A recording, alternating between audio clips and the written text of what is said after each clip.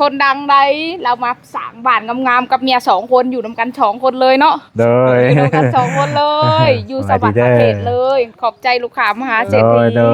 ลูกค้ามหาเศรษฐีคนดังฉากเฮือนเลยเจ้าเอ้ย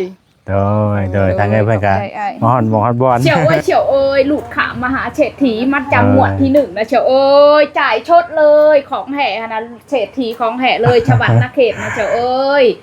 เวียดจะเปิดสาขาชวัณเขตให้คนใดอยากฉากเงินงามๆติดต่อมาเลยเฉยขอบใจลูกค้าเศรษฐีเซ็นสัญญากันเลยมือนี่นะจัดไปเลย1 หลังอยู่กับเมีย2 คนคักๆมันๆเลยนะเฉยโดยขอบใจละลายถ่ายรูปก่อนสวัสดีเด้อสบายดีอาจจะคำว่าในก็ได้จ้ะโดยคำว่าใน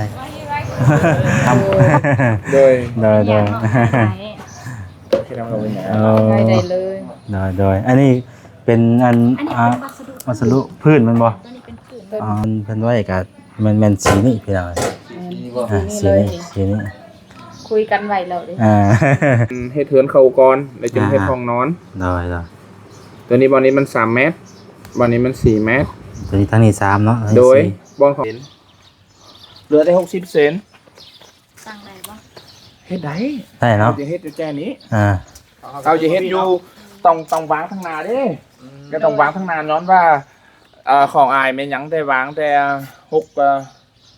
ความหมายว่าท้าค่อยให้ทอดนี้นะค่อยสิเอามาย้ายทางหลังนี่นะสามารถมาหาเฮ็ดได้อยู่นี่บอลนี้ที่มันง่ายบ่น้องเฮ็ดอยู่นี่ได้เบิ่งลองวัดเบิ่ง7 เมตร7 เมตรน้องเอาตัวแจ้น้ำให้อ้ายบ่เอาตัวแจเหลี่ยมนะบ่แจ้เหลี่ยมมันบ่ได้ที่อ้ายบ่ได้บ่ย้อนว่าแจ้เหลี่ยมเนาะแม่นบ่แล้วเฮือนของอายอยู่นี้มายุ่นแล้วมัน6 เมตรเต็มเลยความหมายว่า6 เมตรเต็มแล้วเหลือได้2 เมตรน่ะเหลือได้2 เมตรเลยระเบียงได้เอาระเบียงหน่อยก่อนตัวนี้เราเป็นเรื่องของอายไม่ที่ห้องนี้ห้องนอนของอายแล้วขึ้นไปอยู่นี้มันจำแจ้นั้นเลยอ่ะจำหันเลยบ่โดยว่าระเบียงแล้วมันฮอดนี่เลยฮอดนี่เลยแม่ฮอดกระแพงเลยแจ้ก้อนอะไรกันแทงเอาหมดแล้วเนาะเป็นเบานี่ไม้นี่นะ3 เมตรโอ้ได้อยู่อ่ะได้บ่เพราะว่าทั้งนั้นมันยังกว้างอยู่เนาะได้อยู่ไอ้ทุกคุณ7ได้เลยได้เล่นบ่เพราะว่าถ้ายับมาทางหลังเฮายับมาพี่ก็ได้เห็นบ่ไปเลยไปเลยบ่ไปน้องไปอีกบ่แม่สิ่งมาเบิ่งนี่สิ่งว่านี้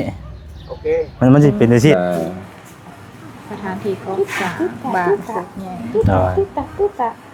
ติ๊งติ๊งตะเนาะแล้วบริษัทที่สร้างเครื่องเดเวียดมางวดที่2แล้วเป็นบริษัทที่เฮ็ดตัวหักฐานเรียบร้อยแล้วขึ้นโครงเหล็กเรียบร้อยแล้วใจงวดที่2นั้นมุ้งหลังคาแล้วมุ้งหลังคาต่อมุ้งหลังคาแล้วงวดที่2แล้วแม่นเฮ็ดหักฐานนั้นบ่บ่ค่อยเฮ็ดหักฐานแล้วเฮ็ดหักฐานแล้วขึ้นโครงเหล็กแล้วมุ้งหลังคาแล้วอันนี้คืองวดที่2โดยแล้วจึงเอางวดที่2เฮ็ดหักฐานแล้วก็ขึ้นโครงแล้วมุ้งแล้วไว้จึงเอางวดที่2งวดที่2โดยเอางวดที่2อันนี้เป็นเงินที่ว่าจ่าย 40% พี่น้องเอ้ยเนาะนี่เพิ่นนับเพิ่นเริ่มวันที่3เนาะ2 3 4 5เลยหายเลย7 8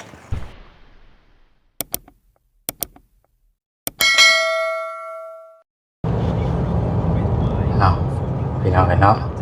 เปิดภาพมาตัวนี้ก็กำลังเดินทางกลับบ้านพี่น้องเอ้ยอานนท์มาหาลูกชายพี่น้องเอ้ยเนาะมีนัดกับอันนั้นได้เอาสบายดีเลยพี่น้องเด้อเนาะอานนท์สบายดีลูกสบายดีป้าลุงด้วยลูกเอาเลยสบายดีป้าลุงไว้อยู่ในรถมือบีบผู้หลังไว้อยู่เอาสบายดีเด้อพี่น้องเด้อเนาะสบายดีเพิ่นสุขคนพอดีเมื่อตะเว้นแนมมื้อนี้พี่น้องเอ้ยมาหาลูกชายเลยพอดีมีนัดกับอันทางเอ้ยเบียดเพิ่นจะมาเฮ็ดสัญญากับ มาวัดมาเทศพื้นที่ที่จะปลูกสร้างเฮือนนั่นแหละพี่น้องเอ้ยเพิ่นมาเบิ่งสถานที่แล้วก็มาจดสัญญาว่าแนวใดพี่น้องเอ้ยติดตามเบิ่งนํกันเนาะ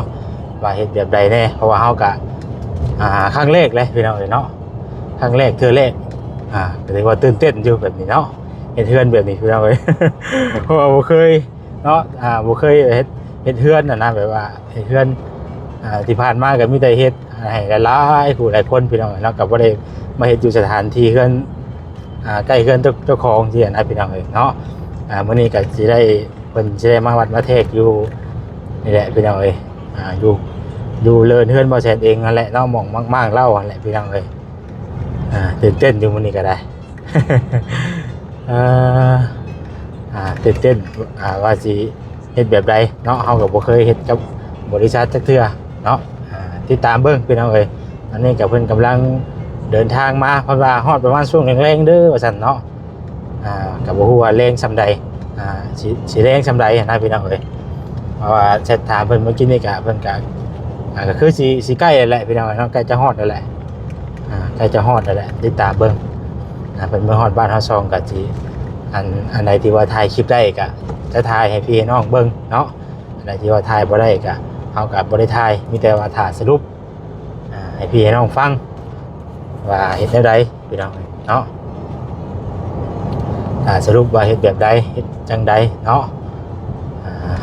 ติดตามเบิ่งพี่น้องเอ้ยตื่นเต้นได้บ่แซ่นมื้อนี้ก็ได้ก็ได้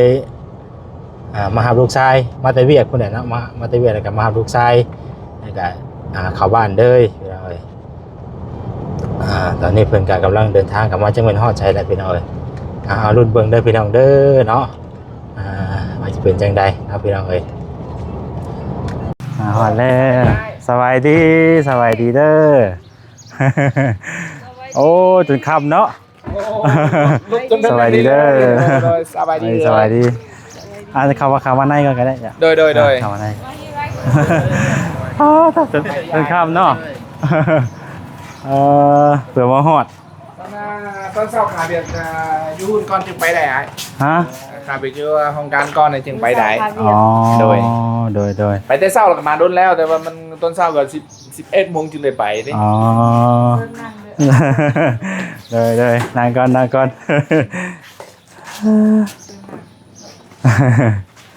มาแต่คน ยัง3 คน มีลูกกาบากับปูขายเครื่องอีก2 คนได้ติดตามทางเอ้ยเพิ่นอยู่พี่น้องเนาะเบิ่งเห็นแต่ในคลิปสบายดีโดย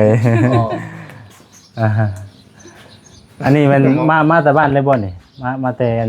มองอันเลยบ่นครหลวงเลยสบายดีสบายดีแม่สูมากันลูกนี่น่ะเอาลูกสาวคือลูกชายลูกสาวอ๋อลูกสาวโดยแล้วมองกันที่สิเฮ็ดไหนว่าเบิ่งก่อนว่าสิได้บ่นะผมบอลนี้ที่ในใจเฮ็ดได้แล้วอันนี้ที่ก้อยเบิ่งเรามันในใจเฮ็ดได้แล้วไม่ได้แล้วบ่โดยมีแต่กันมากแล้วมีแต่เอาขนาดมันเป็นแนวใดเนาะขนาดเอาขนาดเป็นแนวใดแล้วมันอยู่บอลนี่เด็กเฮ็ดได้ขนาดนะตามที่เฮาคุยกันน่ะแม่น6x7โดย6x7 6x7 จ้ะ6x7 42 เมตรรอจังนะต้องกินน้ำก่อนนะจังกินน้ำก่อนเด้อด้วยจะเมื่อยก่อนเนาะกำลังมาฮอดเนาะนี่จะให้กันเอาตัวนี้ไหนกันอะไรแล้วเนาะเอาตัวนี้กันอะไรพัสดุงามเลยขออนุญาตอยากให้งามมาเลยน้ำแบบบริษัทสิเปิดสาขาอยู่นี้อยู่ในเมืองจะเปิดสาขาอยู่สวรรค์เขตเลยได้สิมาเปิดสาขาอยู่พี่วันนี้โดยแม่นโอ้นี่บอกเปิดแล้วนะครับว่าโดยเอาพัดลมมาเปิดแล้วก็ตั้งกล้องไว้กันได้มันห่อนขออนุญาตถ่ายคลิปนำโดยได้เลยโดยอันนี้เป็นอัน วัสดุพื้นมันบ่ ตัวนี้เป็นผืน อ๋อ เป็นผืน เป็นพื้นเนาะตัวนี้เนาะ โดย อืมมีหลายสีได้นี่เนาะ โดยมันมีหลายเชียร์เหลือเอาได้ แถบดินกันบ่อาจจะไปแถบดินกันบ่ จัง แค่ทั้งหลายก็ได้เนาะเดือกนี่ก่อนถ่าย เดี๋ยวอันนี้ก้อนก็ได้ เบิ้งก้อนไทยเบิ้งก้อน เบิ่งก่อน ตัวนี้จะเป็นแท้ตัวจริงนะ อ่า เช็ดแล้วไหนเนาะ ตามที่ว่าคุยกันกับมันเพิ่นไว้ก็มันสีนี้พี่น้องสีนี้ คุยกันไว้แล้วดิ สีนี้พี่น้องเนาะแต่มันก็มีหลายสีให้เราเลือกเฮามักสีใดก็ มักสีใดก็เอาสีนั้น มักสีใดก็เอาสีนั้นแต่ว่าสีนี้ก็งามเนาะมันจะออกเพื่อสีหยังก็อันนี้นะ อันนี้เป็นก็เป็นสีเทาคือกันแต่ เทา ว่าเป็นเทาเข็มแม่ตัวนี้จะเป็นเทาจาง เอาจาง ข้าวคิมข้าวจาง นี่มันก็นี่มันจะออกขาวลายกลัวเนาะตัวนี้นะเป็นบอก แม่นแล้วแล้วแต่ว่าอันตัวห้องนอนทันอายว่าอายจะเฮ็ดเป็นอันห้องน้ำมาใส่ห้องนอนเนาะ อันห้องนอนน่ะติดอยากให้ติดกับอันห้องน้ำ ตัวนี้แม่นเราสิเปลี่ยนเฮ็ดห้องนอนตัวมีห้องน้ำนี่นะแล้วตัวนี้เราเช็ดห้องรับแขก แบบว่าให้ห้องน้ำน่ะติดกับห้องนอนสินะจ๊ะ โดยเข้าใจแล้วมีแต่ว่าเพราะว่าเฟอร์นิเจอร์มันอายตกแต่งเองมันมี2ห้องค่ะนะอันอายจะใส่ห้องนอนหรือห้องนั่งเล่นตัวใดก็ได้ อัน เอาความหมายว่าห้องน้ำเดี๋ยวนี้ชีแล้วสิเอายังไม่นี้มันเป็นจังได ห้องน้ำหั่นว่าห้องน้ำก็ใส่บนเก่าก็ได้อายก็มีแต่เอาเตียงเอาหยังมาใส่ห้องตัว เอาไว้ นี้ ว่าเฮายับห้องมาใส่สิบ่ แม่น เอาหยังห้องมาใส่สิ บอนโซฟานั่งเล่น อ๋อถ้าก็ได้แต่ว่าเฮายับตัวนี้มานี้เนาะ เดี๋ยว ย้ำห้องมาใส่ติดกับห้องน้ำเลย ห้องนอนที่ห้องนี้ห้องนั่งเล่นประตูเข้าห้องนี้ แต่ว่าให้มันติดกันกับห้องน้ำนั่นแหละก็ แต่ ว่า ไม่ก็ได้เนาะเป็นหยัง ถ้าขนาดมันต่างกันได้ ต่างกันบ่ ตั้งกันก่อนตัวนี้ก็แม่นอันมีแต่เอาตัวนี้3เมตรเฮ็ดห้องนั่งเล่นก็แล้วห้องนอนอายเอาห้องน้ำก็เป็น4เมตรเอาแบบนี้ก็ได้เป็นหยังห้องนั่งเล่นอายได้3เมตรห้องนอน มี อาย แต่ ได้4 ความหมาย เมตร ไว้อยู่นี้นะมีแต่เปลี่ยนบ่ความหมายก็คือ เอาที่ประตูออกหลังก็เฮ็ดคือเก่าหมดทุกอย่างเลยป่ะ โดยทุกอย่างคือเก่าเบิดทุกอย่างคือเก่าเบิดแต่ว่ามาเปลี่ยนสลับตรงที่ว่าอันห้องน้ำน่ะให้มันติดกับห้องนอนสินะ โดย เฟอร์นิเจอร์ไอ้ตกแต่งเอา ไอ้อยากได้ใส่ประตูทั้งไหนไอ้ ประตูบ่ ประตูเข่าเลย ประตูเข้า ทั้งไหนไอ้ ประตูเข่าไอ้ใส่ห้องฮับแขกมันก็ปกติก็เข้าห้องฮับแขกเป็นอยู่แล้ว แม่มันต้องเข้าห้องรับแขกอ่ะ มันต้องเปลี่ยนอันนี้อาจจะสลับทางกันบ่หรือว่าอาจจะตั้งแบบนี้เลย ความหมายว่ามันสิมี2แบบเพศได้ไอ้แบบที่1น่ะไอ้ย้ายประตูเข้ามาทางนี้ประตูนี้ทางนี้แบบที่2แล้วค่อยสิประตูเข้ามันก็อยู่บอนนี้แต่ว่าห้องนี้เดี๋ยวนี้มันสิเป็น3เมตรห้องนั้นบัดนี้มันเป็น4เมตรห้องน้ำก็ย้ายมาทางนี้เฮ็ดจังไดก็ได้มันขนาดต้องบ่ได้เปลี่ยน แต่ว่าเฮาทำย้ำใหญ่ได้เนาะ โดยความหมายว่าไอ้มักประตูเข้ามันอยู่บอนไหนอยู่จุดไหน ประตูเข้านี่เนาะ คือการเฮือนไอ้อยากเฮือนอยู่นี่ไอ้สิปีหน้าไปทางไหนไอ้ปีหน้าเบิ่งหน้าเฮานี่ว่าปีหน้าทางนอก ปีหน้าไปทางนี้จ้ะ ปีหน้าทางนอกว่ะ แม่ ปีหน้า จ้ะ ทางนอกที่ค่อยแนะนำให้ไอ้เฮ็ดแบบนี้นะไอ้สิลงเบิ่งก่อน เพราะว่า เบิ่งเข้า เฮา มัน จะ เป็ ปี น หน้า 2เมต สิ ร เด้ แม่นบ่โอเคนี่มันง่ายๆ เพราะว่าเฮาปีหน้านี่ทางนี้จะได้อ่ะนะ ปีนออกนอกทาง โดย นอกทางสินะ 4 เมตร มันเป็นระเบียง 4 เมตร มันจะเป็นระเบียงสินะครับทางเพียงมันจะเป็นห้องอ่ะ นี่นะ โดย แต่นี่เป็นระเบียงไม่ได้2เมตรอ่ะมัน เดี๋ยว ระเบียง2 เมตรตัวนี้เป็น4 เมตรที่มัน3 เมตรนะเป็น4 เมตรนะตัวนี้ระเบียงของไอ้นะตัวนี้ประตูเข้าของไอ้เนี่ยอาจจะเฮ็ดไม่คือกันตัวนี้ประตูออกหลัง ประ นะ ตูมันมีทางหน้าแล้วก็ทางหลังไอ้เฮ็ดออกทางหลัง เนาะ หรือ ตัว ว่าไอ้ นี้ จะ เป็น บ่ใส่ก็ได้ ทางดังเฮาก็ต้องอะไรเอา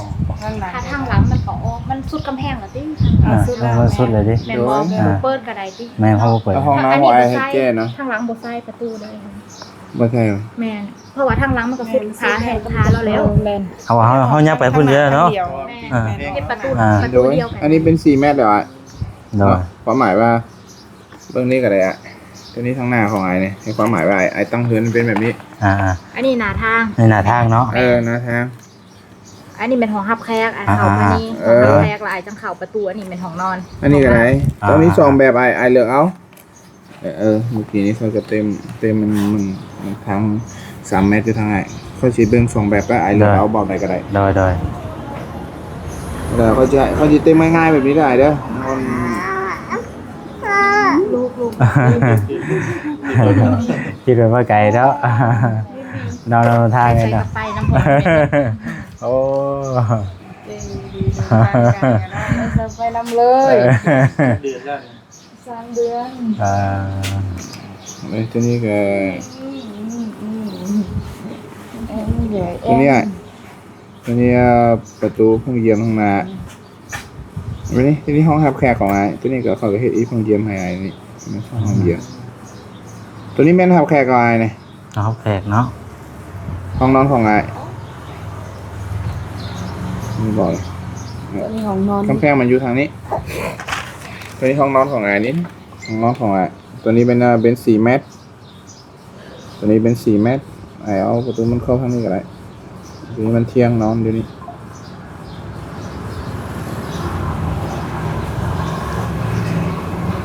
แล้วเดี๋ยวนี้ใช่ตั้งใช่แบบนี้ละไอ้จะเห็นนะเข้ามาแล้วมันเฮ็ดเทือนเข้าก่อนแล้วจึงเฮ็ดห้องนอน โดย ตัวนี้บอลนี้มัน3 เมตร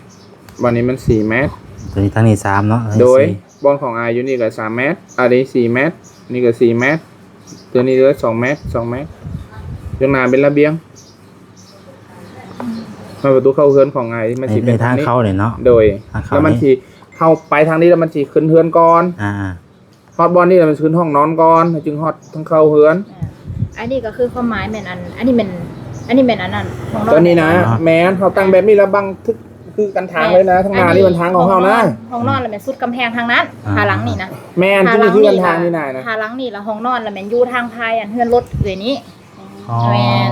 โดยแม่นละ ดอสองสไตล์นี่ไอ้เอาอันไหนก็ได้ สิเอาของเปลี่ยน แม่นหุ้นราคามันบริ เปลี่ยนห้องให้กัน เอา ห้องครัวก็เป็นห้องนอนหรือว่า ถามแล้ว แม่น ถาม บ่ว่าหยังเอาตามที่เฮานั่นก็ได้ ถ้าว่า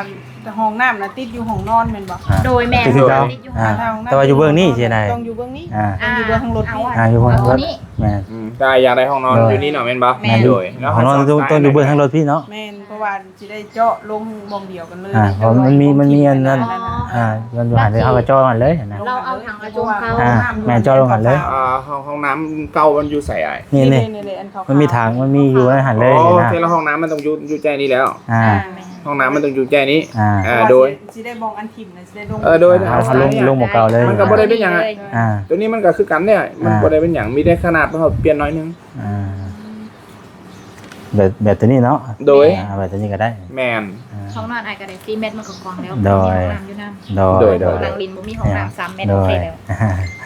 โดยเดี๋ยวนี้มาว่า ห้องนั่งดินเนี่ยมัน3บ่ แม่น หรือว่า4หรือ ห้องโถงห้องโถง อ๋อ เปล่าเพิ่นแห่ของนอนกว้างกว่าจังนะ ห้องนอนน่ะกว้าง อ่า เพราะว่ามีห้องน้ำ แม่มีห้องน้ำนำเด้ ๆโอ้ เด็กกว้างของ เอาแบบนี้แหละตัวนี้ โดยเขาคือว่าเขาจะมาดูดินเบิ้งดินจริงเนี่ยบ่อย ฮะ จุดนั้นจะไปแหก ไปเบิ่งไปเบิ่งก็ได้เดี๋ยวเฮาก็เดี๋ยวจังเลือกกันว่า มีแต่ของน้อง ตัวนี้เพิ่นพื้นเนาะพื้นกับมันว่ามีแต่พื้นกับผานบ่ตัวนี้พื้นกับผา แม่ นบ่ ตัวนี้แม่นอันภายในตัว ภายใน ภายนอกเลยมันจะเป็น อ๋อ เป็น ตีภายนอก มาแนว แม่นตัวนี้ภายนอกมันจะมี3แถวไอ้เลือกใดสีหยังก็มีไอ้เลือกสีดำ อ๋อ แม่น ก็แบบนี้เนาะ ข้างนอกเด้อ ตัวนี้มันมีหลายสีได้ มีหลายสีกันบ่ แม่มันใหญ่ทำนี่ดิ มันจะเป็นยาวมันจะบ่ได้เป็นสันอันนี้เด้อมันยาว อันนี้มันคือตัวอย่างเนาะ โดยเอาตัวอย่างมาให้ เดี๋ยวเฮาจังเลือกสีก็ได้ไปเบิ่งก่อนก็ได้ แม่ล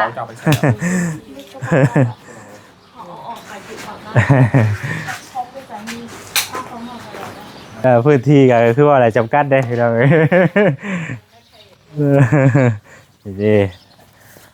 นี่มันมีทางนี่ตัวเก่าอยู่หน้า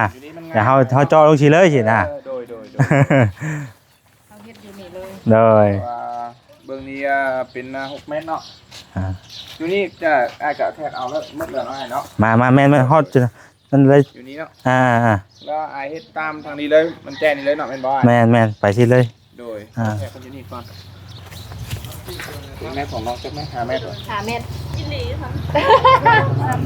สิได้สิบ่เนาะ 5 เมตรนี่ไปนั่นก็5 เมตรละดิ พอนี้เนี่ย3 เมตร50นะ เอา3 เมตรห้า สุดจะได้ เอาแนวใดมัน เออ มันสิแทก2เพื่อเด้ เอาแทก2เทื่อ คือ6 เมตรเลยอะ 6 เมตร 2.50 แล้วก็6 เมตรแล้วมันจำเลย อืม อยู่ฟ้านี้มาฮอดนี้แล้ว6 เมตรเลย สาขาฟ้านี่เลยบ่ แม่เมื่อกี้นี้แล้วเนาะ อ๋ออ่ คอยไล่มาฮอดฟ้านี้นะ อ๋อ อยู่นี้มันเหลือของไอ้60 เซนเหลือได้60 เซน ตั้งได้บ่ เฮ็ดได้ ได้เนาะ จะเฮ็ดอยู่แค่นี้ อ่า เราจะเฮ็ดอยู่ต้องวางทางหน้าเด้ก็ต้องวางทางหน้าย้อนว่าของอายแม่นหยังแต่วางแต่ความหมายว่าท้าค่อยให้ทอดนี้นะค่อยสิเอามาย้ายทางหลังนี่นะ อ่า สามารถมาหาเฮ็ดได้อยู่นี่บ่นี่ที่มันง่าย ได้ บ่น้องเฮ็ดอยู่นี่ ได้เบิ่งลองวัดเบิ่ง 7 เมตรว่ะ7 เมตรน้องเอาแต่แจ้น้ำให้อ้ายบ่ เอาแต่แจเหลี่ยมนะบ่ แจ้เหลี้ยมมันบ่ได้ที่อ้าย บ่ได้บ่ ย้อนว่าแจ้เหลี้ยมเนาะแม่นบ่แล้วเฮือนของอายอยู่นี้ไม้หุ้นแล้วมัน6 เมตรเต็มเลย อืม ความหมายว่า6 เมตรเต็มแล้วเหลือได้2 เมตร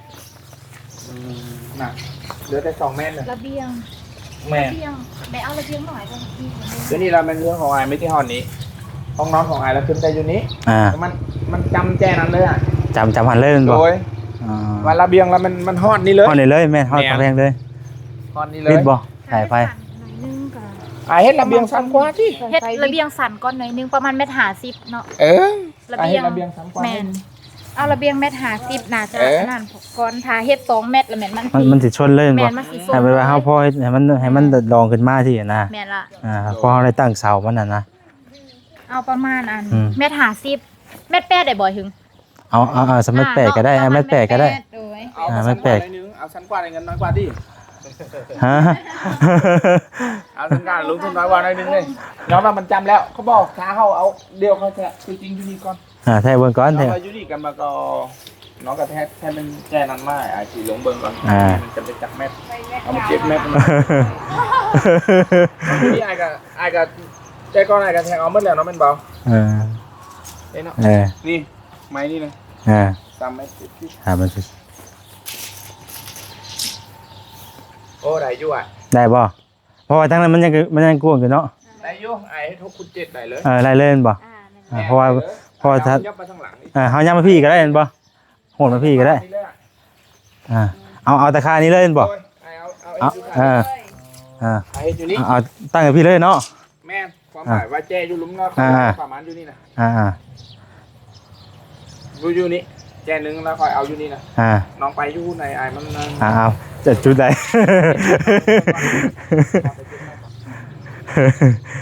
ไม่ทาซิดนะตอนนี้อ๋อ ได้บ่ เฮ้ยบ่เนาะ หมดพบกันเนาะเตือนมันตรงไปซื่อๆทางมันจึงงาม แม่ต้องไปที่เสียงนิดนึง เอา7 เมตรมาเนาะ เรียนนั่น ตามน้อง ตามเลย เอาไว้เอามาฝากไว้อยู่นะเบิ้งเดี๋ยวกันเอา เขาได้ออกได้ป่ะ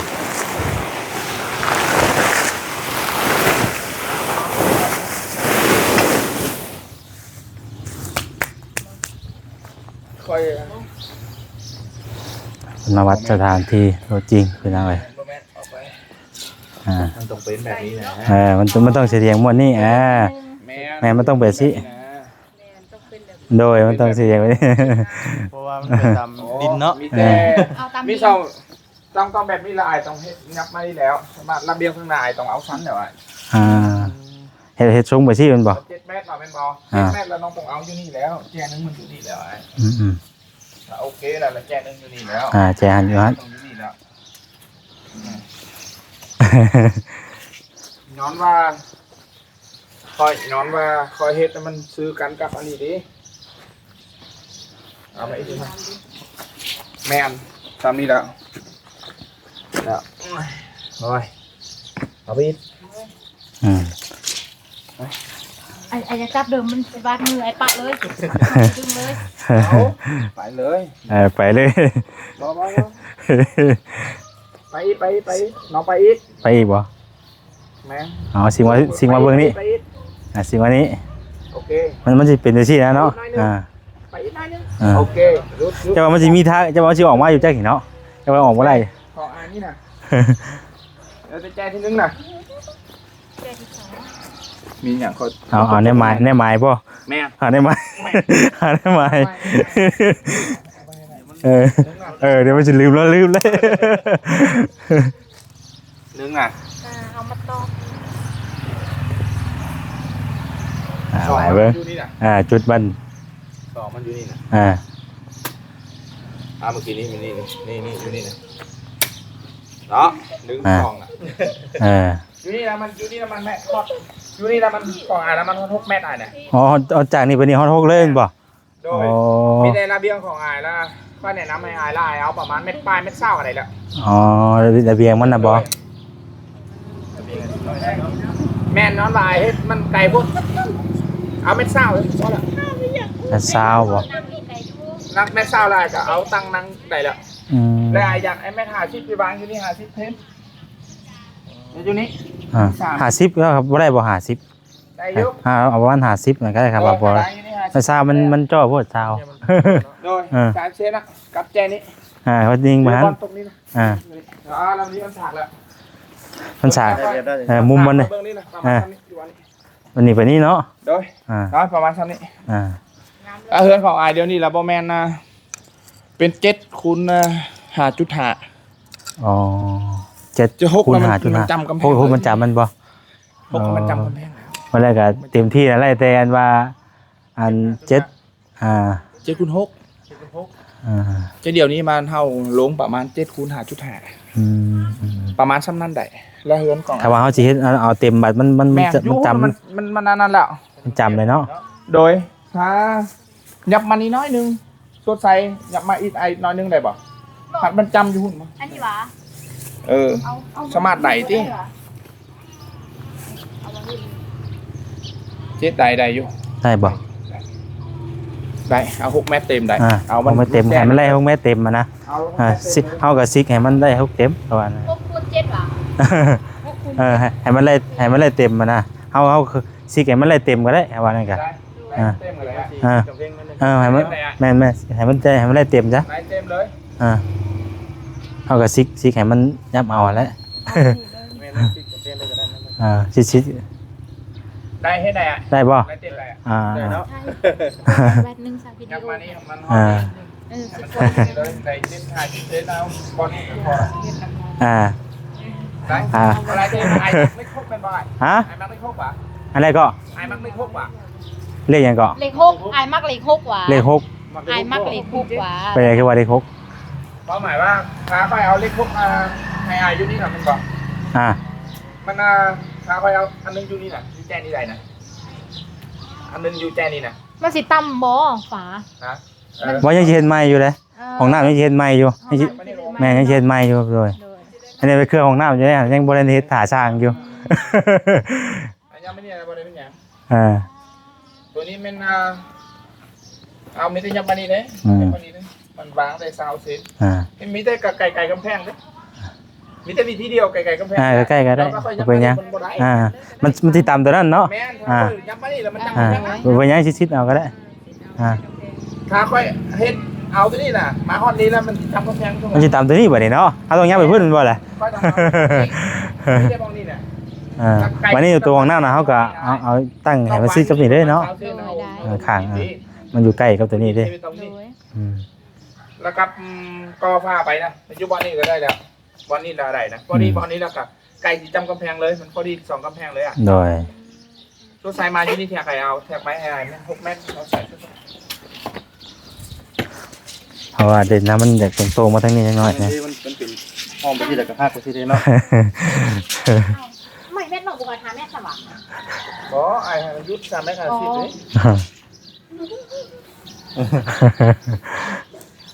เอาโกงเนาะไอ้ถึงจังอยากอัน2 เดือนจำบนนั้นน่ะเนาะบ่จำบอลอะไรไม่ถึงแล้วจำคือแล้วบอกแม่ลงเบิ้งคือแล้วโอเคจำไม่ทันชิดหน่อย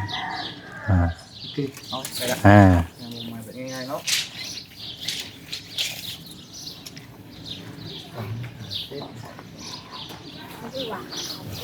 แป้งเอ้ย ยาเบาก็ท่านคิดว่า ไก่โคตร3 เมตร 50 2 เมตร 40ได้5 เมตร 90ได้5 เมตร 90 ยังอีก10 เซน บ่แม่น10 เซนเอามาอีกหน่อยนึง ยับขึ้นไปอีก เด้มันนี่ก็ได้นี่เอาพี่เนาะดีบ่ แล้วแต่แหล่บอลนี่ไอเฮ็ดจำกำแพงนี่เลย ทำเลย ไอ ก็ได้ เฮ็ดจำกำแพงนี่เลย ทำเลยก็ได้ ง่า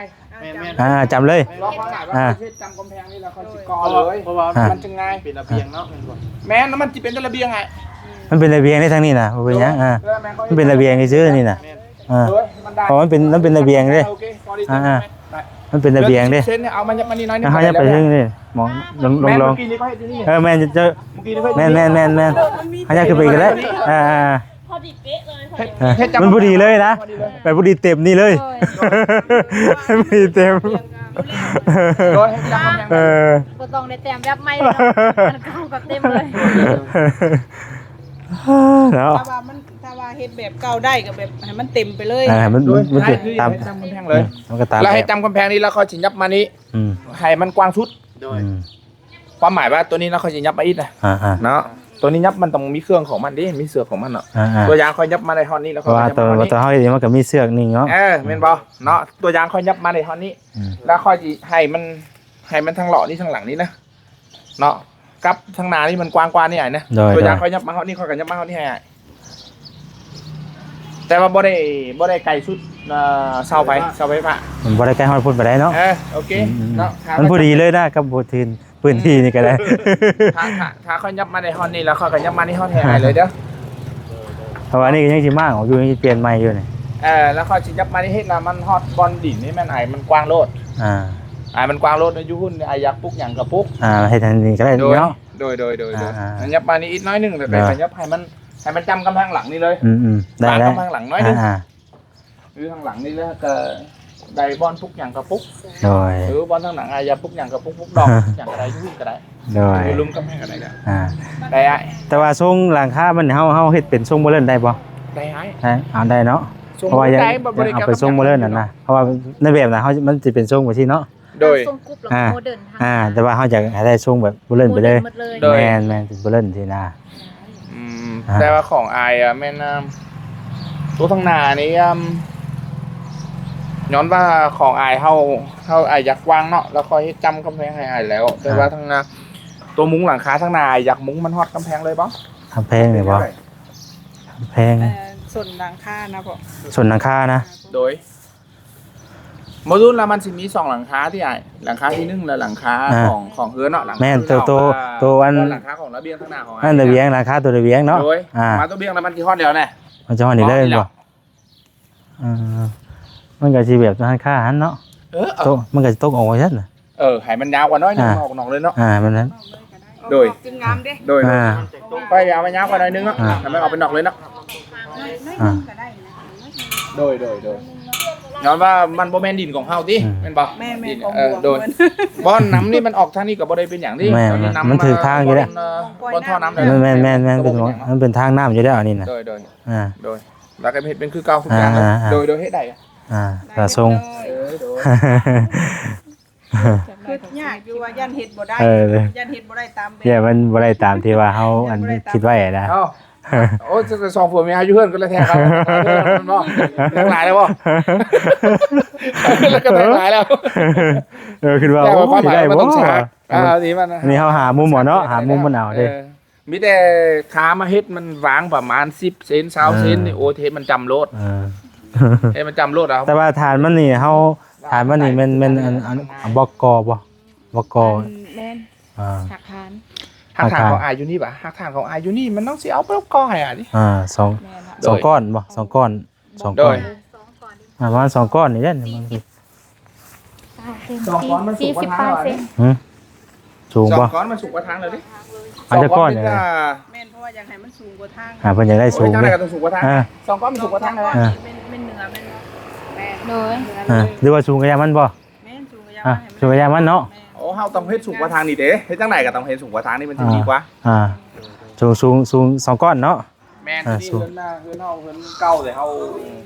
ก็มาเรื่องเก่าแต่ว่าทางนี้ทางไม้ ทางทางใหม่เพราะแต่ก่อนนี่สูงเลยนี่บัดนี้ลงมาบัดนี่ ก้อนแล้วมันสูงเลยแล้วเป็นไม้ของเฮาเลยจังได๋เฮาก็ต้องสูงกว่าดินนี่อาจจะท่มเลยดิ ทมตั้งแต่2เทื่อบ่2เทื่อเนาะเฮ้ย2ก้อนแล้วมันก็สูงกว่าทางแล้ววะ 2ก้อน เพราะว่าทางน่าจะมาตรฐานแล้วทางวัวเพิ่นที่คน จังหวะบอกว่าได้ต่อไปเนาะเพิ่นไอ้เพลงก็มีได้ ของอายุนี่มันง่ายสุดมันอยู่นอกนี่แล้วมันสีกอขึ้นได้แต่มันอยู่ลุ่มละสีทาสีคือเอาสีนี้เลยเนาะเอาสีเลยป่ะสีมันเอาสี บอ บันไดเหรอ สีอันขอบมันมองอันนั้นนี่บ่ สีขอบนี่นะสีขอบนี่เนาะสีเขียวอะไรสีขาวก็ได้อะไรสีนี้ก็ได้ เอาสีได้ สีฟ้าน้ำกันนี่ก็ได้เดี๋ยวเขา โดยเราขึ้นมาไหลขึ้นอื่นนอนว่าตัวนี้ก็ต้องให้เขาคำตอบไปไว้ก่อนนอนว่าอยู่บอลนี่แหละเครื่องอย่างวัสดุเราคอยเอามาบัตรหนึ่งเลยแม่จะนอนจะซ้ำมาบ้าน เอามาบัตรหนึ่งเลย ว่าเฮาที่ว่าสีอันว่านี่เป็นบันไดบ่หรือว่าไหน บ่สีขอบสีมอง นี่นะ แอวมันนะเขาจะแอวมันนะแอวเฮือนนะแล้วเวลาอยู่นอกนี่นะอยู่นอกในเฮือนของเฮาแล้วเพราะว่าสีที่ว่าเพิ่นสิเลือกว่ามันเป็นสีแบบที่เด้นี่ทางสีนี้โดยได้สีตัวนี้เขาสิเอาอะไรผ่ามันน่ะสีผ่าบัดนี้สีแอวมันน่ะสีฟ้าเอาสีฟ้าเลยบ่ได้ฮะเยอะเนาะมันจังอันจุนอกนี่นะเฮือนของอายอยู่บอลนี้มันง่ายสุดเฮือนของอายแล้วแม่นมาได้ดีสุดแล้วแม่นเฮ็ดค่อยสิเทไปตรงหมดเลยค่อยเทไปตรงได้อยู่เฮือนกับฮอตฟื้นของอายเลยระเบียงมันไกลทางเลยกับอยู่นอกนี่ละค่อยสิติดกะโลคือกันเฮือนของเฮานะ4อายเหลือเอาเนาะ4แบบของอายเหลือเอาแล้วที่1ที่2แล้วเป็นแบบตัวนี้ที่มันคันไดเฮือนที่เฮาสิขึ้นคันไดทางนี้มันทางนี้บ่จุดนี้หมองนี่เนาะนั่งบ่ได้เขาต้องได้ขึ้นทางนี้ต้องแม่นได้ขึ้นทางนี้แม่นแล้วคันไดเฮือนขึ้นทางนี้ทางลงที่พุ่นแล้วเฮาสิอีกคันไดลงทางพุ่นละเอาอยากเอาไปทางพุ่นอีกเนาะอยู่นอกฮิตกะโลอยู่ในแล้วแม่นเขาจะติดโตกับแม่นกะโลแต่ว่ากะโลเป็นยางกะโลเป็นยางคือกันเอาไว้มื้อกี้อยู่นอกแล้วเลือกสีอยู่ในเฮือนเราสีใดก็ได้โดยห้องน้ำมาละสีติดกะโลอ่ะกะโลคือกันอยู่นอกให้เฮาสีอาจก็เลือกเอาห้องน้ำโดยเนาะทางห้องน้ำนะเอาโดยเบิ่งโดยแม่กับฟ้าเฮียอยากเลือกสีใดก็ได้มันก็มีหลายแฝนหลายสีให้เลือกเอาฟ้าในเฟดานเนาะเฮาก็เลือกสีได้กับฟ้านอกเฮาก็เลือกสีได้เฮาเลือก2สีก็ได้และอายยังบ่สะดวกที่บริษัทสิแนะนำให้อายแล้วแม่นให้แบบนี้ก่อนแล้วแต่อายมักบ่อายยังบ่มักอายอยากเปลี่ยนต่อก็ได้ก็มีแต่เลือกเอาแล้วเนาะเลือกสีตามที่เฮาคุยกันว่าเพิ่นนั่นน่ะเพราะว่ากับคุยไว้กับเพิ่นได้เนาะมีได้เลือกสีอ่ะมีแต่เลือกสีแหละแบบเลือกไว้แล้วแหละมีแต่เฮาเลือกสีเรื่องอย่างไรก็โดยเลือกสีไว้ว่าซั่นเนาะตกลงพามันกันเอาแบบทาเฮือนใหญ่นี่เลยสีมันแล้วมันมีแบบมันอยู่โดยเอาสไตล์นี้เลยเนาะฟ้าเฮือนโดยเอาไปฟ้าแบบสีเข้าเฮ็ดคืออยู่ลุ่มเฮือนเดี๋ยวมันมีอยู่ที่ว่าเพิ่นส่งมาให้ตัวนั้นน่ะซื้อฟ้านอกนะไม่ออกแบบนะสีแบบมันบ่คล้ายๆกันอันนั้นอ่ะแต่ว่าบ่แม่นอันนั้นมันแดงกว่าน้อยนึงมันออกแดงๆนิดนึงเนาะโดยมันแดงกว่าน้อยนึงเบิ่งไปตามนั้นก็ได้โดยไปเลือกสีป้าฉัน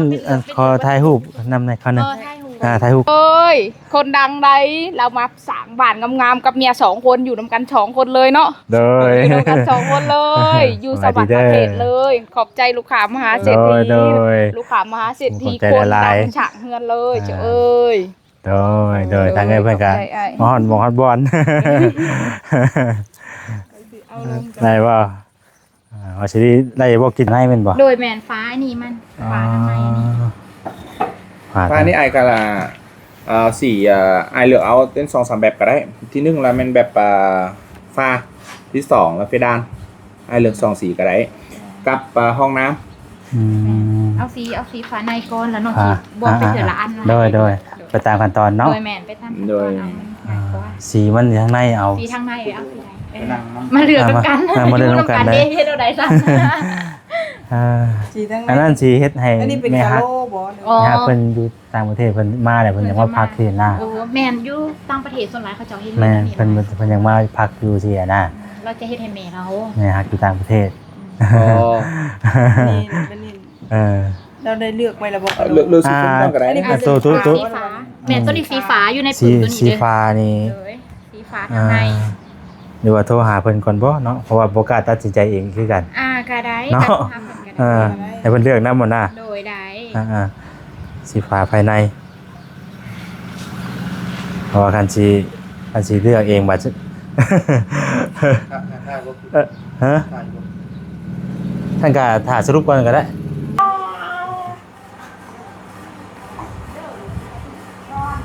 หลังของเฮาแม่น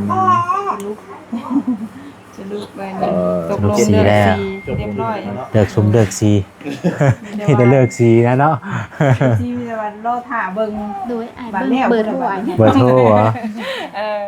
อ เบอร์โทรนี่เอา บัตรเฮ็ดแล้วสิถ่ายเอาเองให้เบิ่งเนาะ พื้นที่ใส่ซอยพื้นที่ใส่ซอย แล้วถ่ายเครื่อง พื้นที่ใช้สวยเงินรวมทั้งหมดแม่นบ่72เมตร พื้นที่ในนี่ พื้นที่ในวะพื้นที่ใน28 นี่จ้ะ ใส่72เลยก็ได้ เบอร์โทร 42 ใส่42เก่า42 72ไม่เฮาเฮ็ดบ่ร้อนเฮ็ดเด้อ42 เก่า65 2 6 9 8 42เนาะ แม่น จำนวนห้องนึงห้องเนาะ ฮะจำนวนห้องหวาจำนวนห้องละน้องเถียงเป็น3ห้องห้องทุ่งนาห้องน้ำนาห้องนอนนา จำนวนห้อง3ห้องน้ำนึง เด้อ สถานที่ก็3บาทสุดใหญ่ ได้ ติ๊กตักติ๊กตักติ๊งกระดิ่งติ๊งติ๊กตักต๊อกตัก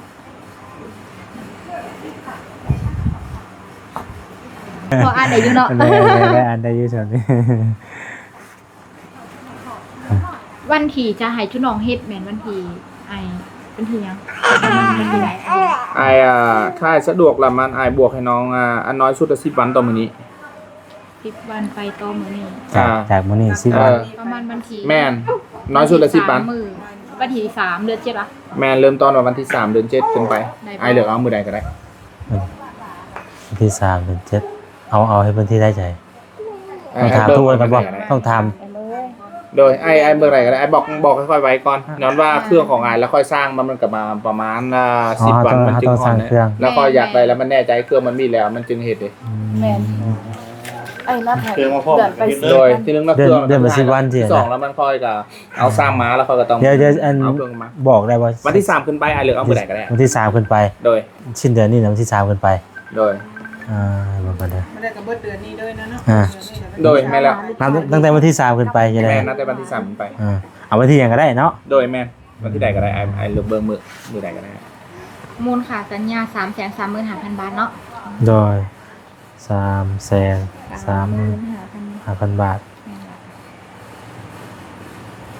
โทรถามทุกวันกันบ่โทรถามนั้นแล้ว นี่ก็เป็นมื้อนี้เฮาเซ็นสัญญาเนาะ แล้วบริษัทที่สร้างเครื่องเดเวียดมา โดย งวดที่2แล้วเป็นบริษัทที่เฮ็ดตัวหักฐานเรียบร้อยแล้วขึ้นโครงเหล็กเรียบร้อยแล้ว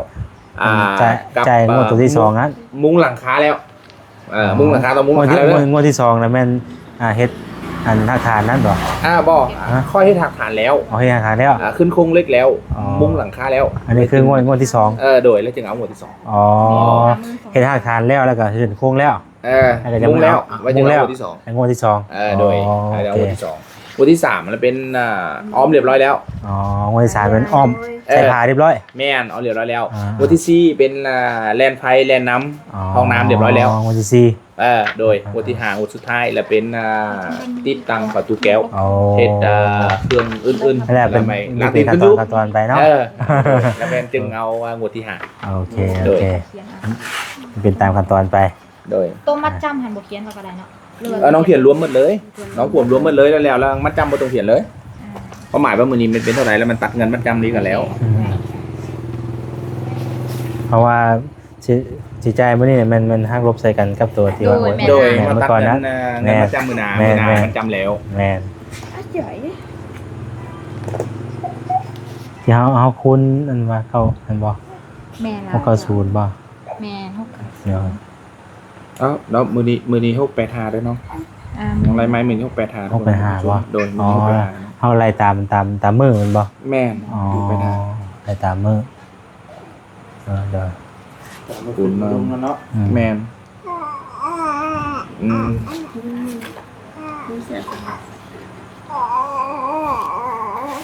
นี่เงินกิฟเป็นแบบนี้เนาะเขียนเงินกิฟเป็นแบบนี้ ต้องเขียนเงินบ้านเหรอดิ ที่จังเลยเนาะเอาเงินคนอื่นมาน้องที่เขียนเท่ากับเป็นแบบนี้ ได้ แต่ย้อนว่าน้องเอาของคนอื่นเป็นมีเงินกิฟนี้นะเมื่อนาละไอ้มัดจำเงินบาทแล้วเงินกิฟตอนนั้นมา จำเงินกีบ คือกัน ไอ้มันก็จำเงินกิฟเนาะโดย แม่ ที่มันมือนายมันจำเท่าไรแล้วมันเราลบ แม่นลบ มือนายมันจำเท่าไร 6 ล้าน 6 ล้าน 9 แสน 6,900,000เนาะแม่นบ่ โดย 6,900,000 ล้าน9 แสน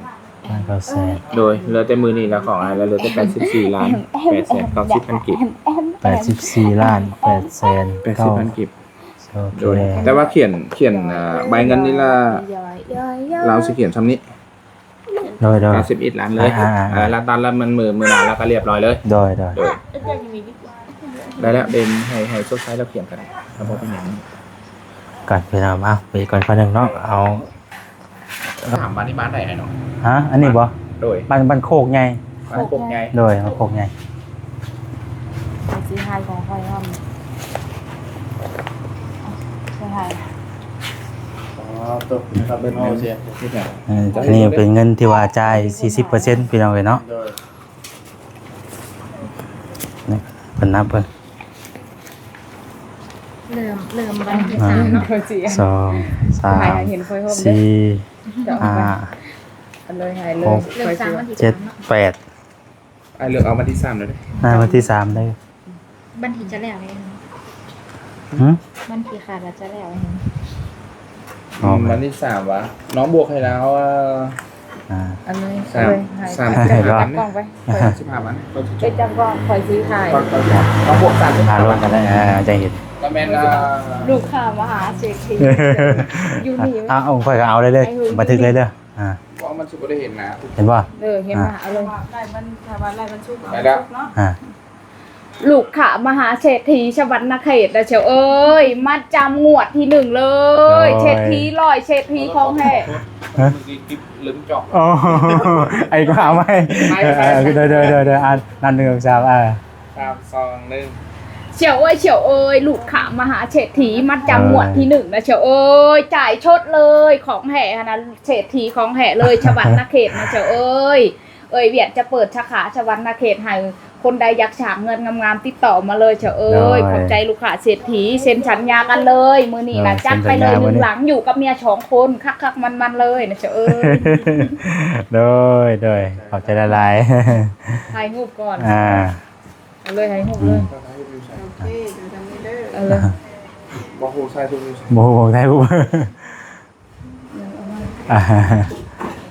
มันเป็นภาษาอัน อ๋ นี้ แต่ปุ๊บแคปไว้ได้เลยว่าจะดีเด้อ 3 2 1 3 2 1 3 2 1ครับ เฮ้ขอบใจละลาย1 2 3 4 5 6 7 8 วันที่3เนาะ โดยวันที่3เลยเด็กนับเบิ่งอีกก็ได้เด้อ อันนี้เดี๋ยวจะไปปล่อยมันนี่ ฮะ เขียนใช่ไหม นับหมดแล้ว อันนี้40%บ่ 40% 40%ถ่ายวิดีโอไปเลย 3กล้องเลย 84อุ้ยเอาเต็งไว้ก็ได้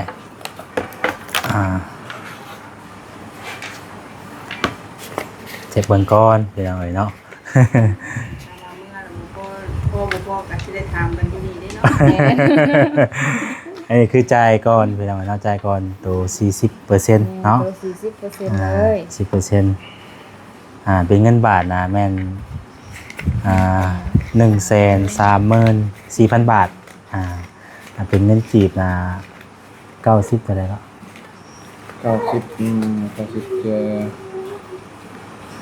91 ล้าน 91 ล้าน91 ล้าน790,000เนาะ โดย ถ้าเป็นเงินกีบเป็นเอาเนาะ อ่าเบาทงบ่ได้เติบเลยเนาะ เบาทงบ่ได้เติบ โดยเป็นกีบแต่เป็นกีบเป็นอะไร1 2 3 4ได้ในการ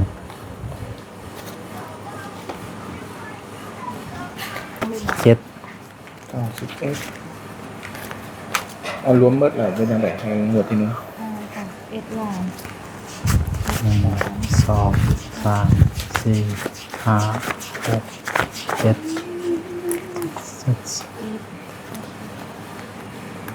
ตัวหนังสือบ่เขียนก็ได้นะมันบ่พอ โอเคเดี๋ยวจังต่ออีกก็ได้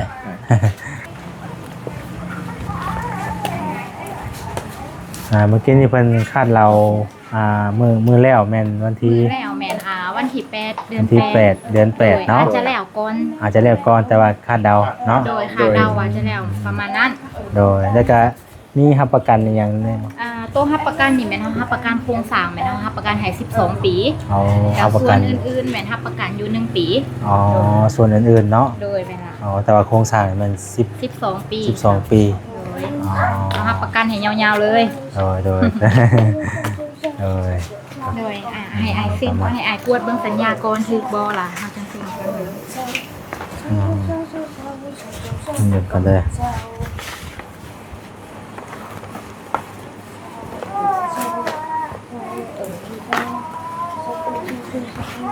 อ่านจนฟังได้ปะอ่านให้ฟังได้ก็ได้เดี๋ยวเชื่อให้ฟังให้เพิ่นฟังน้ำกันได้ สัญญาฉบับนี้เนาะเฮ็ดขึ้นวันที่23 โด เดือย น6ปี2026อยู่ที่บ้านโคกใหญ่เมืองอุทุมพร ทุม แขว ชุ ง ม ส พ วร ร รณเขต อันนี้อ่านบ่ โดย ส่วนเราเฮ็ดขึ้นระหว่างบริษัทปุ้มโฮมกับเฒ่าคำแสนเนาะ โดย โดยเฮ็ดอยู่ขึ้นอยู่บ้านโคกใหญ่แขวงสวรรณเขต โดย โดยเฮือนแม่นพื้นที่ใส่ซอยทั้งหมดแม่น42 เมตรกะเลห้อง3ห้องมีห้องน้ำห้องโถงห้องนอน โดย วันที่เริ่มเฮ็ดแม่นวันที่3 เดือน 7 วันที่3 เดือน โดย 7เริ่มเฮ็ด มูลค่าแม่น335,000 บาทแล้วบัญชีขาดการว่าจะแล้วแม่นวันที่8 เดือน 8 เงินเฮาสำระแบ่งออกเป็น5 งวด งวดโดย เงินสำระเฮาแบ่งเป็น5 งวด งวดที่1 40% โดย งวดที่2 20%งวดที่3 20%งวดที่4แม่น15%งวดสุดท้ายแม่น 5% โดยรับประกัน12 ปีส่วนอื่นๆ1 ปี โดยโอ้ โอ้ยปิวหมดแล้ว พัดลมใช่เนาะ เด้อ เป็นปิวเลย กวดเบิ่งไงโอเคล่ะลงลายเซ็น ก็จริงโอเคอะไรไปเอาไว้เนาะ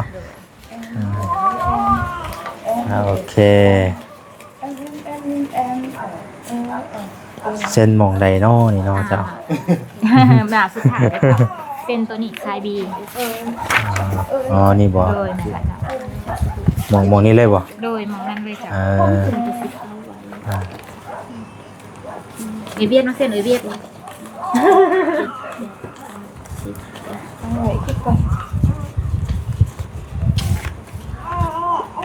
จังวันไทยให้ยูนิคอนซิเซน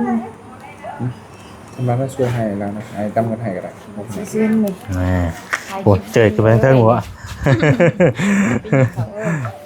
โดยไอเส้นมืดก่อน อ๋อเส้นเบิดอ๋อมีอีก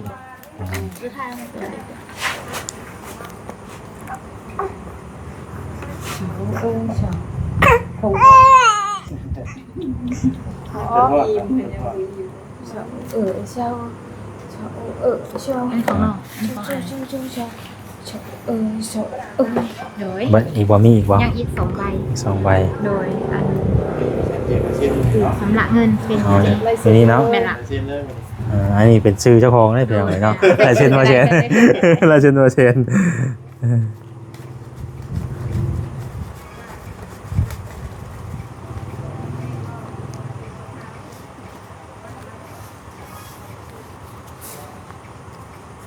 โอ้ย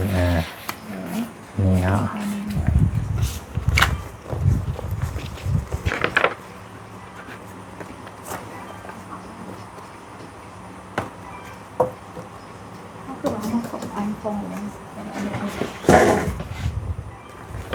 โอ้ย โอเค อ่า เอาเดี๋ยวเบียร์เซ็นกันนะ เส้นแล้วแบบ ลายเซ็นมันมีลายเซ็นเฮาบ่มีลายเซ็นเนาะบ่มีลายเซ็นแบบว่าอันนั้นน่ะนะบ่ เขาซื้อกันดิ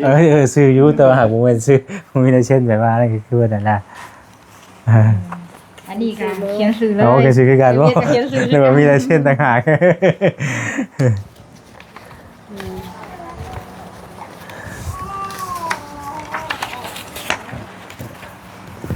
โอ้นี่น้ำหนักเติบได้ตัวนี้กันเนาะ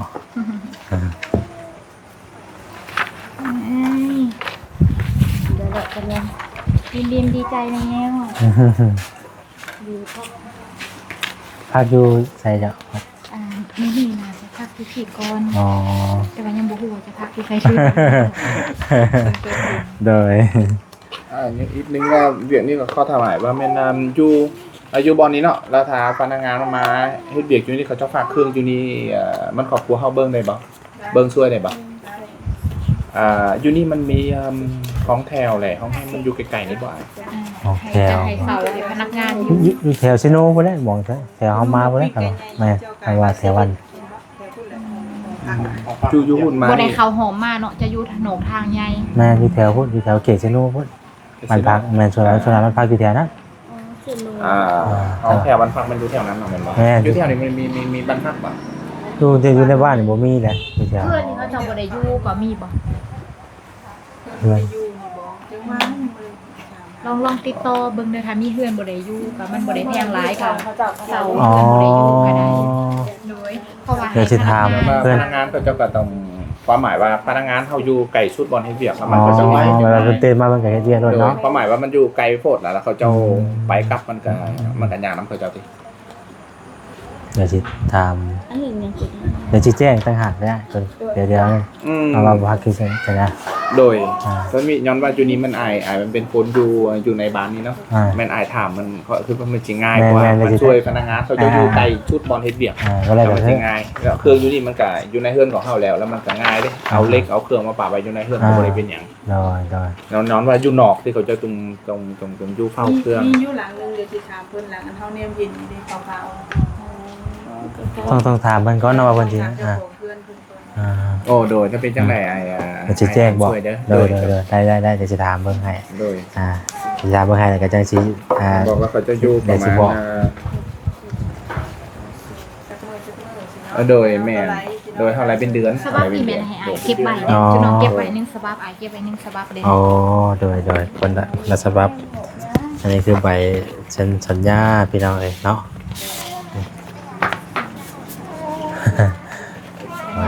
สัญญาซื้อขายโดยเรียบร้อยแล้วเนาะ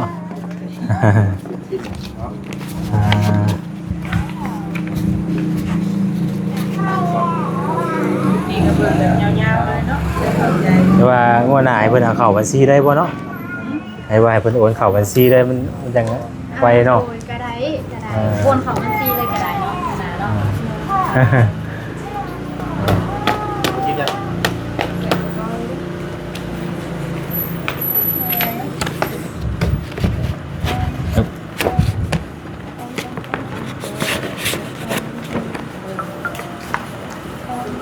เก็บไว้คนละฉบับไปหน่อยเนาะ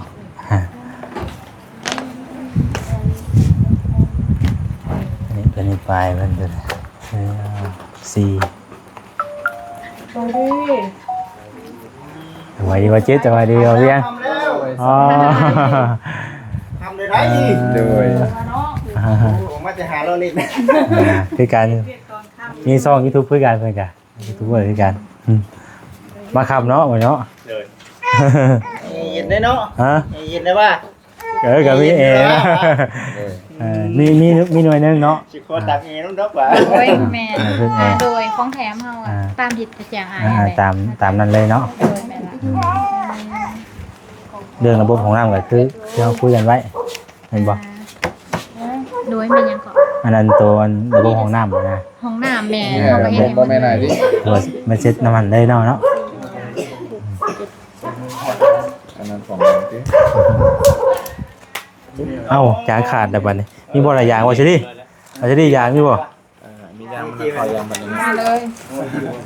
เอซี โอ้โดยนะครับแต่ ติดตามคือกันนี่ก็เบิ่งเบิ่งเพิ่นอยู่ซุมื้อได้นี่ก็ให้สิว่าให้สิเทื่อไปให้เบิ่งอยู่ซุมื้อบ่ โอ้เราเลย เอาแต่จริงเลยบ่ จริงแล้ว อาจารย์วันนี้ที่ อันนี้ก็ให้คิดคือกันสิ อะไรอะไร60 ล้านนะ อ่า เอาละ80สี่ นี่ตัวนี้ ของน้องตัวนี้เท่าไหร่ตัวนี้10อ่ะ อ่า60 6 7 8ตัวนี้อ่า สบายดีเด้อสบายฮู้บ่ ใส่ฮู้บ่ใส่ฮู้ ฮู้บ่ บอกคนดังนี่ อ่าเขาจะ มื่อนี้สิเลี้ยงนำคนดังเหมือนอันนี้เลย เอาเด็กหนักคนไหน จ่ายให้คนดังเลย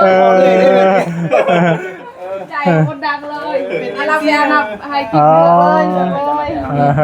เอายังบ่จิต เอาเลยบ่ เอาอีกเลยแล้วไปเลือกดิ เลี้ยงนำคนดังเลย อยู่ดังไฟแห่งหนึ่งข้าวซุมื้อ ดังชื่อมือที่วะ 80นะ4 ล้านเท่าไหร่ 80เท่าไรเมื่อกี้ ไป14 ล้าน 4 เข้า 890,000 890,000 โดย 4ล้านเก่า890 ตัวนี้เป็น4 ล้านนี่เป็นว่าหมดให้ไหม ผู้เด้นับ นำมาก่อนก็ได้ โดย เลี้ยงนำเลย อยากก็ได้อยากก็ได้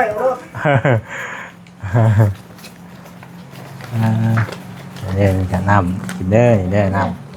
เลยยังก็ได้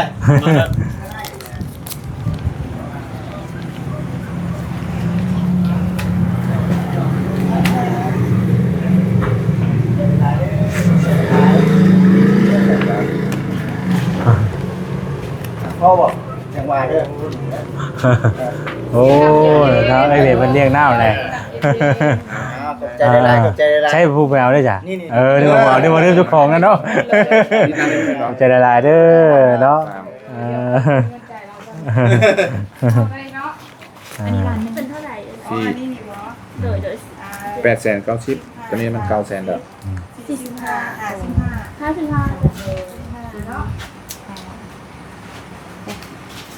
10,000เลยครับว่าก็เอาเต็มเลยก็ได้ โดยยัง10,000ยัง10,000ทอนว่า10,000 ทอนเลยเนาะ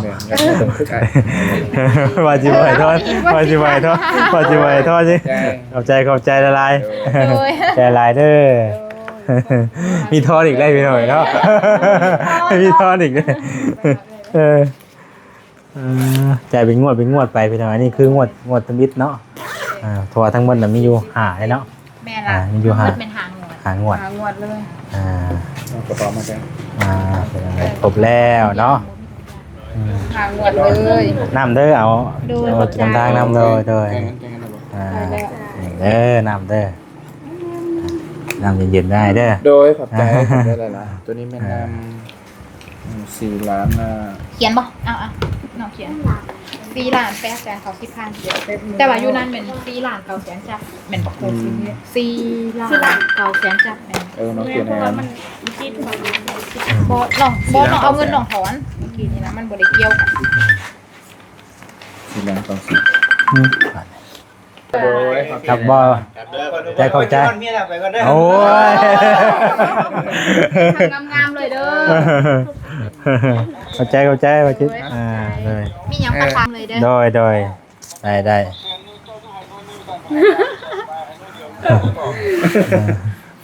มีแอร์ให้เราแบบอาจจะ มีเลย แอร์รับน้ำอุ่น ตกลงกัน น้ำบุญแมนสม แอร์รับน้ำอุ่นแล้ว มีแอร์เดี๋ยวนู้นเดียวไอ้ เป็นตัวเดียว แล้วพอดีไส้เดี๋ยวไอ้โดย แล้วเป็นสิเจ็ก แมนมีได้ไอได้ฟรีแล้วแม่นไอฟอร์เราอยากได้ฟรีแล้วแม่นอยู่นี่แล้วบริษัทกำลังเฮ็ดราคาอยู่นี้ก็คือกันราคาอยู่นะคนรวมเรียงกันเลยล่าฟรีขาส่งให้ครอบครัวเฮาแหละราคามันเท่ากันเลยแต่ปกติแล้วแม่นเอาตังแขวงแล้วแม่นความหมายว่าคนเดี๋ยวนี้เรากำลังเอาคนแต่อยู่นะคนรวมมาเฮ็ดแต่ว่าบริษัทกำลังเปิดสาขาอยู่นี้ แต่ว่ามันก็เอาไทยไปแต่กับประมาณอีก2-3 เดือนจึงแรงไหนแต่ว่าสิเอาคนอยู่นะคนรวมมานี่เฮ็ดเฮ็ดเดือนนี้เราคนอยู่นะคนรวมมาเฮ็ดก่อนโดย แล้วมาเรียนแต่เพิ่นขอชื่อใส่ให้ตัวเองเป็นคนนี้แล้ว ถ้าว่า โดยเขาตุ้มเป็นตั้งหากเขาเพื่อเขาอยากตั้งเองเรา เขาให้สร้างว่าตั้งหาก็ได้บ่หรือว่าตั้งให้เลยก็ได้บ่ใส่เลยก็ได้บ่ ตัวนี้ตัวนี้มันข้อยังไม่ได้ตอบใดย้อนว่าตัวข้อกะหาเอาเครื่องสามารถเราก็เสียเอาสร้างได้อยู่ในเมืองนี่เฮ็ดให้ สอดก่อนนอน โดยย้อนว่าก็มีแต่อันเดียว อันหนึงโดย หัวติดใจเลย แม่หัวติดใจเลย โอ้ได้อย่างนี้บ่เนาะ โดย ใช่แล้วผัวที่ใจเลย เป็นสาวเลยเลย เบิ่งเอาไปยังใส่ได้ผัวที่ใจเลยบาดนี้เนาะ ใจเลย เขายังบ่เข้าใจ สิได้เอาตะห้องอยู่บ่ได้บาดนี้เนาะ เจ้าของเจ๊งไว้พูดอะไรเนาะ โดย อันหนึงว่า อันนี้จะเป็นสินค้าของทางเวียด ยัง เนาะ บ่ฮู้แล้วมันเขาเจ้าขายอยู่นี่เป็นราคา เนี่ เท่าย ไหร่ ก็ โดยเขายังบ่ฮู้ย้อนว่ามันราคามัน มานี่แหละพี่น้อย โดยละกลำ แต่ละลาย โดย เป็นอะไรวันที่3 โอเค วันที่3 โดยวันที่3 เครื่องใดเฮายังบ่ได้รวมกันต่อไปวันที่นั้นเราเปลี่ยนได้ ได้ เราค่อยสิเริ่มสร้างเครื่องแล้ว โอเค ถ้าแม่นมืออยากเปลี่ยนใจสีหยังก็ต้องบอกเลยเด้อ โอเคถ้าบ่เป็นก็คือตามนั้นเลยปกติเลย โดยมื้อเราก็สิเริ่มสร้างเครื่องเลยให้มัน โอเค อาทิตย์หน้าเฮาสิเปรียบ เอาอะไรสร้างนั้นเปลี่ยนบ่ได้เนาะ แม่น โดย เริ่มบอกแต่บ่อื่นเลยเนาะเปลี่ยนสี แม่น โดยขอบใจเด้อ บ่ได้เปลี่ยนหรอกตกลงเอาเลยเด้ โดยเพิ่นทั้งใจ แม่นเพิ่นบ่ได้เปลี่ยน ใจได้หลาย แต่ละลายเขาจะ ข้ามุ้งตรงเลย พี่น้องเลยเนาะ เกี่ยวข้าวมุ่งตรงเลย มันลืมอย่างนี้เนาะ ลองเจาะเลยเห็นบ่ ไหนบ่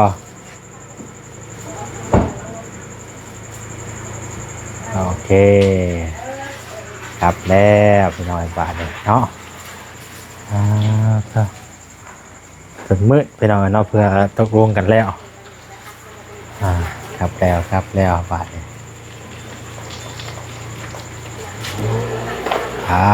บาทเลยพี่น้องครับเลยโอเคขอบใจเพิ่นละลายพี่น้องเนาะถือว่าเฮ็ดสัญญากันที่เรียบร้อยแล้วบาทนี่เนาะมีแต่เพิ่นลืมนี่นี่เพิ่นลืมนี่เพิ่นได้นี่ฮัลโหลพี่น้องเนาะตอนนี้กับเวลาจนฮอดชั่วโมงนึงพี่น้องเนาะอันนี้ก็บ่ได้เอาไปตามขั้นตอนพี่น้องเนาะมีแต่ว่าเอาประมาณนี้แหละพี่น้องทางเพิ่นก็มาได้วัดได้แทกเรียบร้อยแล้วเนาะมีแต่ว่าดำเนินการเมื่อวันที่3พี่น้องเนาะเซ็นสัญญากันเป็นที่เรียบร้อยแล้วเนาะมีแต่ว่าทางเฮาก็จะได้ขอตัวจบคลิปนะครับมีแต่เพิ่นมอบเวียกให้ก็มีแต่ว่าสั่งแห่ทรายกับบล็อกเนาะรายการครับมันหาหมองพักหมองเช้าให้กับทางสร้างนะเพราะเพิ่นสร้างเพิ่นมาเฮ็ดก็ต้องเลยนอนพักอยู่พี่ใกล้กับหมองทำงานแต่ใดแห่งคักว่าซั่นนะพี่น้องเนาะเอาก็สิได้ถามไทยเพิ่นเบิ่งพี่น้องจังไดก็ได้เอาขอบคุณทางผู้นักผู้ใหญ่เนาะบ่จุกุสู่คนสำหรับคลิปนี้ลำลาไปก่อนแล้วอยู่ดีมีแฮงบ่จุกุสู่คนสบายดี